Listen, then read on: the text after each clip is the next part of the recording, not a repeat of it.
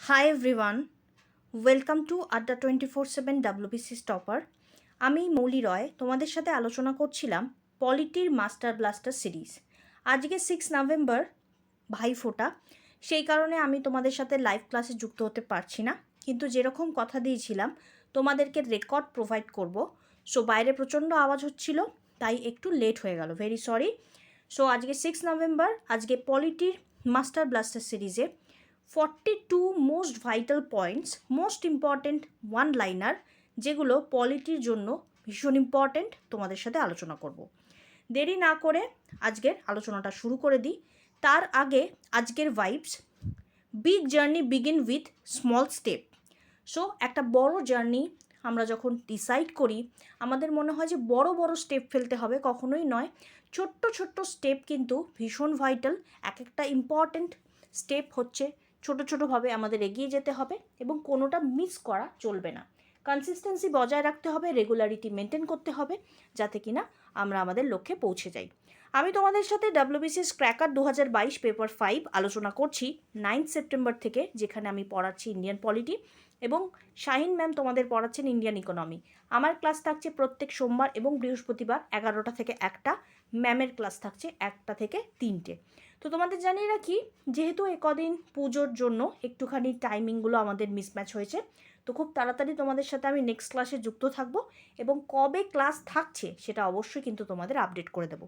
তোমাদের জন্য শুরু হতে চলেছে 24 ডিসেম্বর থেকে T20 সিরিজ ইন্ডিয়ান পলিটির আর্টিকেল শিডিউল ব্যাচ, যেখানে আমি তোমাদের সাথে ইন্ডিয়ান কনস্টিটিউশনের মোস্ট ভাইটাল আর্টিকেলগুলো আলোচনা করব শিডিউল পার্ট সমেত, উইথ ট্রিক্স, যার মাধ্যমে তোমাদের কনস্টিটিউশনের আর্টিকেল মনে রাখতে আর কোনো প্রবলেম হবে না। আর দেরি না করে Y353, এটা হচ্ছে আমার কোড, এটা দিয়ে তোমরা যুক্ত হয়ে যাও এবং ম্যাক্সিমাম ডিসকাউন্ট পাও। কোর্সের মূল্য 390 টাকা, আমার কোডটা ইউজ করলে 12 থেকে 14% ডিসকাউন্ট পেয়ে যাবে। সো আজকের first point, president of India. আমাদের বর্তমানে প্রেসিডেন্ট অফ ইন্ডিয়ার নাম রামনাথ কোবিন্দ। তিনি 25 জুলাই 2017 সাল থেকে আমাদের রাষ্ট্রপতি হয়েছেন এবং পরবর্তী ক্ষেত্রে আমরা দেখতে পাচ্ছি ভাইস প্রেসিডেন্টকে। ভাইস প্রেসিডেন্ট হচ্ছেন ভেঙ্কাইয়া নাইডুজি, যিনি 11 আগস্ট 2017 থেকে ভাইস প্রেসিডেন্ট পদে রয়েছেন। আমাদের দেশে যিনি ভাইস প্রেসিডেন্ট, তিনি হচ্ছেন চেয়ারম্যান অফ রাজ্যসভা। একটা কোশ্চেন আছে, who is ex officio chairman of Rajya Sabha? So the answer is vice president. Next point, speaker of the লোকসভাকে। আমাদের বর্তমানে স্পিকার হচ্ছেন ওম বিড়লাজি, যিনি 19 জুন 2019 থেকে যুক্ত আছেন স্পিকার পদে লোকসভাতে, এবং ডেপুটি স্পিকার পদটি কিন্তু খালি। 23 মে 2019 থেকে পদটি এখনও খালি, এখনও পর্যন্ত কেউ এই সিটটি ফিল আপ করেননি। লিডার অফ দ্য হাউস লোকসভার হচ্ছেন নরেন্দ্র মোদিজি, যিনি 26 মে 2014 থেকে এখনও as it is same position hold করে আছেন। নেক্সট পয়েন্ট, পার্লামেন্ট আমরা জানি সাংসদ ভবন নামে পরিচিত, যেটি নিউ দিল্লিতে অবস্থিত। যেটা জানি না সেটা হচ্ছে এটাকে ডিজাইনকে করেছেন Edwin Lutyens and Herbert Baker. Edwin Lutyens and Herbert Baker design করেছেন পার্লামেন্ট হাউস বা সংসদ ভবনে। Next point, to be eligible for membership in Lok Sabha, একজন ব্যক্তিকে কত বছর বয়স সীমা হতে হয়? 25 বছর হচ্ছে লোকসভা, রাজ্যসভার ক্ষেত্রে 30 বছর। পরবর্তী point, point number 8, who is called Anglo Indians? Anglo Indian কাদের বলে? সো আমরা জানি যে কিছুদিন আগে পর্যন্ত প্রেসিডেন্ট অফ ইন্ডিয়া লোকসভা রেসপেক্টে 2জন অ্যাংলো ইন্ডিয়ানকে নমিনেট করেন এবং করতেন, এবং স্টেট লেজিসলেচারের রেসপেক্টে রেশিওটা ছিল নাম্বার 1, অর্থাৎ একজনকে নমিনেশন দেওয়া হতো। বাট বর্তমানে সেটা স্টপ আছে, এটা আমরা পরবর্তী ক্ষেত্রে পড়ব। শুধু জানি অ্যাংলো ইন্ডিয়ান কথাটা ব্রিটিশ পিপল যারা কিনা ভারতে থাকে তাদেরকে বলা হয়, অর্থাৎ একজন ব্যক্তি যে ব্রিটিশ, যে ব্রিটেনে থাকে, বা আমরা যাদেরকে বলি বিদেশি, ঠিক আছে। তো এক্ষেত্রে ইন্ডিয়ান ডিসেন্ট, ভারতের সাথে সংমিশ্রণে, তো যারা ব্রিটিশ এবং ভারতের সংমিশ্রণ তাদেরকে বলা হয় ইউরেশিয়ান। আগে এটা বলা হতো, এখন এটা বর্তমানে চেঞ্জ হয়ে নামটা হয়েছে অ্যাংলো ইন্ডিয়ান। তো অ্যাংলো ইন্ডিয়ানের আগের নাম ছিল ইউরেশিয়ান, এটাও মনে রাখতে হবে। Next point, is prime minister member of Lok Sabha? Prime minister বা প্রধানমন্ত্রী কি লোকসভার মেম্বার বা রাজ্যসভার মেম্বার? তো কোশ্চেন আনসার হচ্ছে প্রাইম মিনিস্টার লোকসভা বা রাজ্যসভার মেম্বার হতে পারেন, বাট এক্ষেত্রে তার সিলেকশনের সময় যদি কোনো সেকশানেই তিনি মেম্বারশিপ না নেন, তাহলে তাকে অন্তত 6 মাস সময় দেওয়া হবে। 6 মাসের মধ্যে কিন্তু তাকে যে কোনো একটি হাউসের মেম্বারশিপ বাধ্যতামূলকভাবে নিতে হবে। চলে আসছি পরবর্তী পয়েন্টে, সেশন অফ পার্লামেন্ট। তো এক্ষেত্রে পার্লামেন্টের যে সেশনগুলো হয় তো সেটার রেসপেক্টে, মানে পার্লামেন্টের যে হাউস, লোকসভা অ্যান্ড রাজ্যসভা, তারা যখন নিজেদের বিজনেস কন্ডাক্টের রেসপেক্টে মিলিত হয় সেটাকে বলছে সেশন। এবং এক্ষেত্রে সেশনের মধ্যে জেনারেলি মোটামুটি আমরা দেখতে পাই 6 মাসের গ্যাপ থাকে একটা থেকে অন্যর। এবং এক্ষেত্রে পার্লামেন্ট অ্যাটলিস্ট বছরে 2বার মিট করে। পার্লামেন্টের সেশনগুলোকে 3টে ক্যাটাগরিতে ভাগ করা যায়: বাজেট সেশন, মনসুন সেশন আর উইন্টার সেশন। বাজেট সেশন হচ্ছে জানুয়ারি ফেব্রুয়ারি থেকে মে অবধি, মনসুন হচ্ছে জুলাই থেকে অগস্ট সেপ্টেম্বর, এবং উইন্টার হচ্ছে নভেম্বর ডিসেম্বরে। তো এক্ষেত্রে বাজেট, মনসুন, উইন্টার কীভাবে মনে রাখবো? BMW, B for budget, M for monsoon, W for winter. Okay, next point, money bill. Money bill আমাদের মেনশন করা আছে আর্টিকেল 110। এটাকে ইন্ট্রোডিউস কে করতে পারে? তো আনসার হচ্ছে লোকসভা অনলি। বাট এটাকে ম্যাক্সিমাম কতদিন হোল্ড করা যায়? 14 দিন। এটাকে পাস করার জন্য রাজ্যসভা 14 দিন হোল্ড করতে পারে।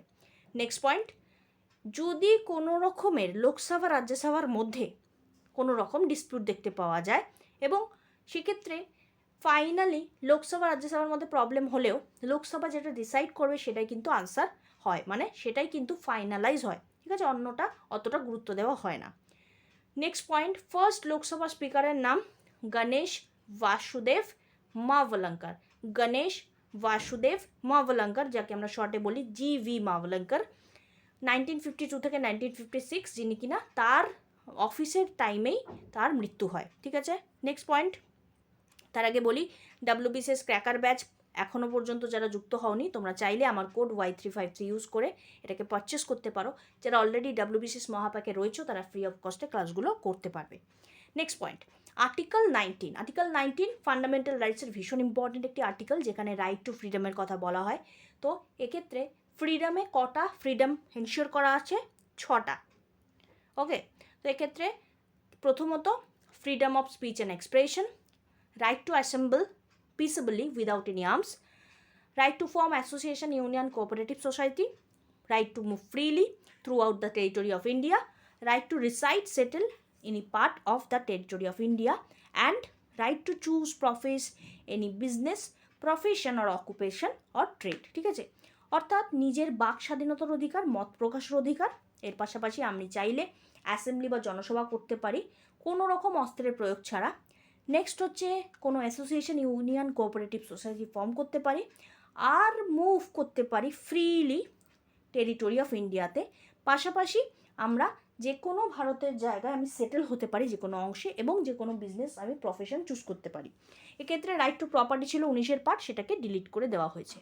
নেক্সট হচ্ছে পয়েন্ট নাম্বার 15, যেখানে বলছে হিবিয়াস কর্পাসের মানে কি? হিবিয়াস কর্পাস হচ্ছে one of the most important writ, অর্থাৎ ফান্ডামেন্টাল রাইটসের ভায়োলেশন হলে আমরা রিট পিটিশন জারি করতে পারি under article 32 supreme court, under article 226 high court. তো ইটসেলফ 32 হচ্ছে একটা ফান্ডামেন্টাল রাইট, মনে রাখতে হবে। আর সুপ্রিম কোর্টের রেসপেক্টে হাইকোর্টের রিট জুরিসডিকশন কিন্তু ওয়াইডার দেন সুপ্রিম কোর্ট, মনে রাখতে হবে, ঠিক আছে?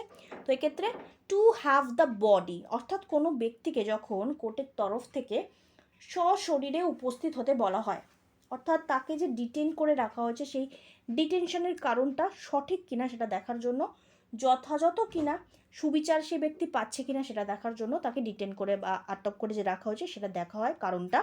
যদি দেখা যায় যে সেই ব্যক্তি, তাকে যে আটকে রাখা হয়েছে সেটা অবৈধ, তাহলে তাকে মুক্তি দেওয়া হবে। নেক্সট পয়েন্ট, পার্ট 6, যেখানে আমাদের স্টেট এক্সিকিউটিভের কথা বলে। তো তোমাদের জানিয়ে রাখি পার্ট 5-এ ইউনিয়ন এক্সিকিউটিভ আছে 52 থেকে 78, যেখানে president, vice president, prime minister, council of minister and এক্ষেত্রে অ্যাটর্নি জেনারেল অফ ইন্ডিয়া আছে।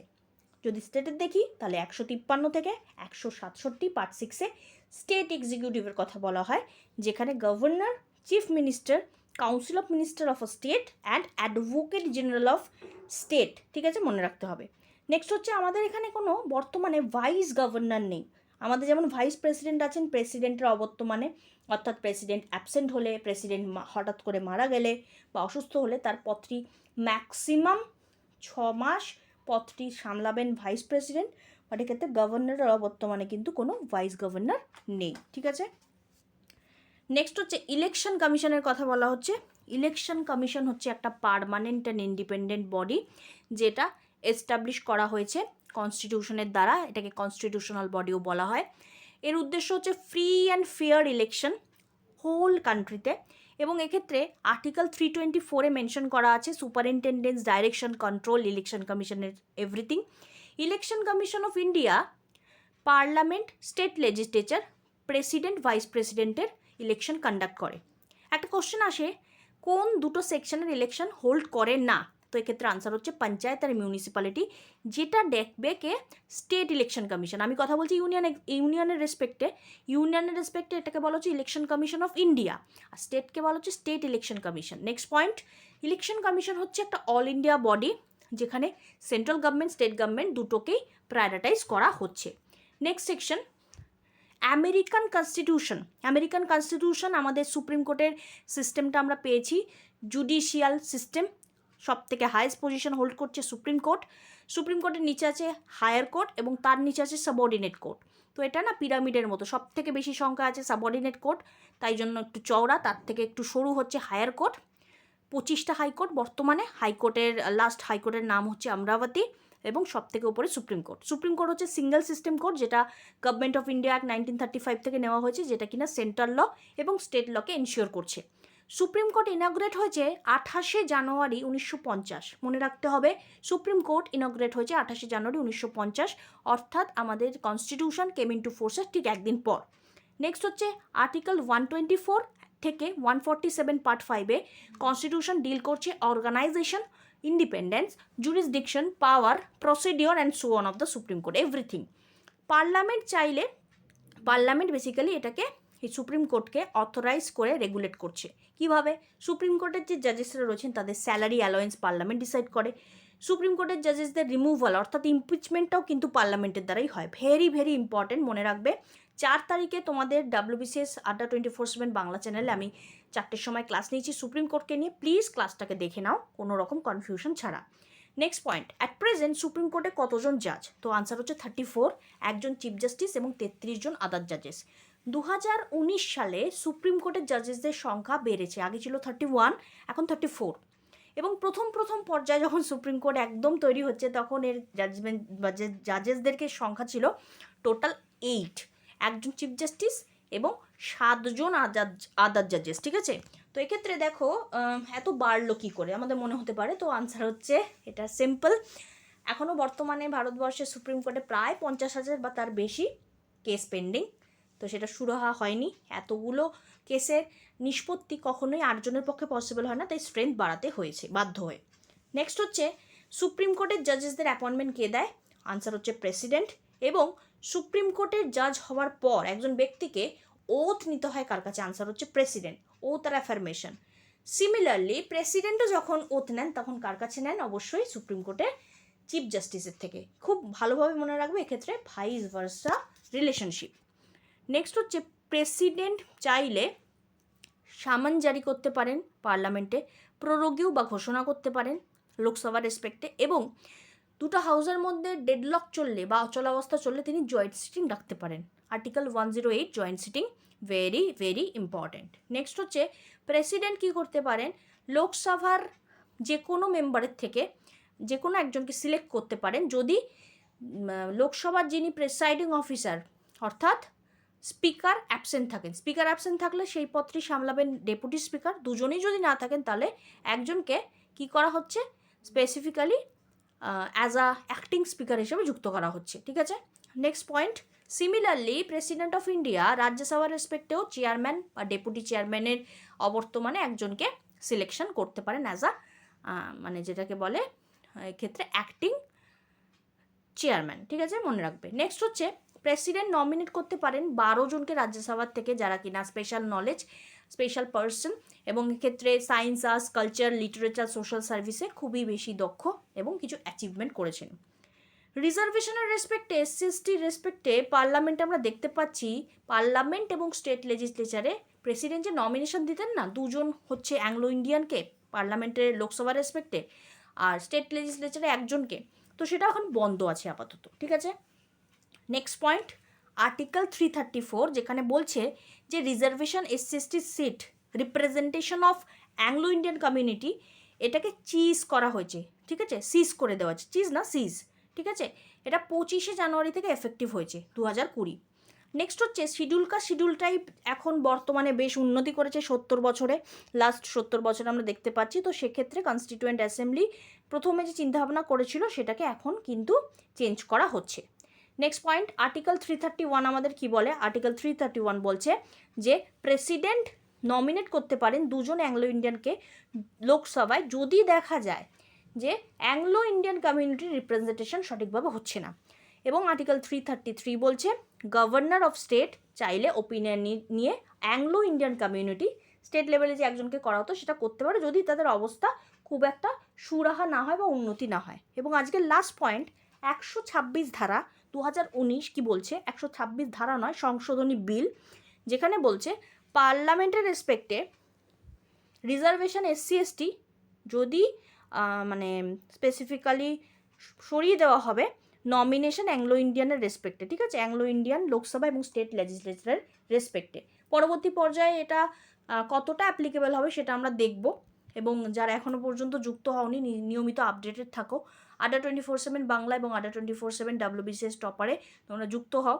তোমাদের সাথে প্রত্যেক সোমমঙ্গল বুধ আমি বাংলা চ্যানেলে 4টের সময় ক্লাস নিই, বৃহস্পতি শুক্র আমি ক্লাস নিই তোমাদের টপার চ্যানেলে 4টের সময়, ঠিক আছে। তো দেরি না করে যুক্ত হও। ভিডিওটি ভালো লাগলে অবশ্যই নিজেদের মতামত জানাও, একটি লাইক করে দাও, কমেন্ট করো, শেয়ার করো বন্ধুদের সাথে, এবং নিজেদের ফিডব্যাকটা ভীষণভাবে ইম্পর্ট্যান্ট আমাদের কাছে। তোমাদের ফিডব্যাক ডেসক্রিপশানে ফিডব্যাক ফর্ম আছে, সেখানে তোমরা নিজেদের ফিডব্যাকটা দিয়ে দাও। থ্যাংক ইউ সো মাচ যুক্ত থাকার জন্য। খুব তাড়াতাড়ি তোমাদের সাথে লাইভ আসছি। Till then take care.